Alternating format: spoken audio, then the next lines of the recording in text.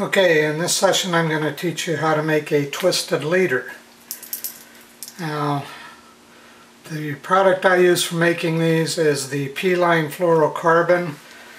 You can make it out of 15 1/5 pound or 20 pound. And you can buy the fluorocarbon in 250-yard spools for $20 to $25 depending on where you buy it. From one spool I can make approximately 30 liters, so that gets the cost per liter down to about, I think that comes out to about 75 cents. So there's no way you're going to get this kind of a value buying individual liters elsewhere, and they're not going to perform as well if you're using sinking lines. If you haven't already, please go to my website at castflies.net and read the article about leaders and sinking lines. It might open your eyes as to why your leaders and flies don't turn over well with those sinking lines.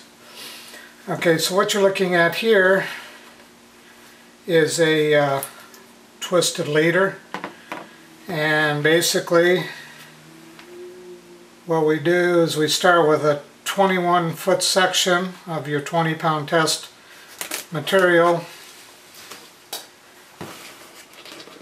double it over, twist it, double it over again, and what you end up with on the thick end of the leader is 4 individual strands of 20-pound test. So that gives you, somewhere around 60, 70, 80-pound test in the butt section of this leader. As you go down,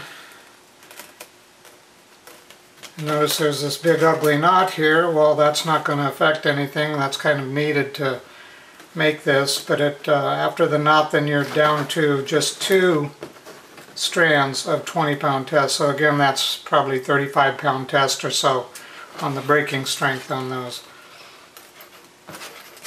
Further down again, we use what's called a no-name knot right here to form a junction to a single strand. This is my tippet. I go ahead and use 20-pound test. I'm not interested in class records. It's just not the thing I'm going for when I'm out fishing.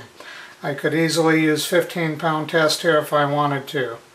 You'll see that you'll see that in one of the later videos on how to tie the no-name knot for your tippet section. And I use a rather long tippet section, and then this happens to be a perfection loop, so I can string it onto a spool that I have where I string the different leaders together, and they're easy to get to and easy to remove. But I normally use Lefty's non-slip loop for tying on my fly.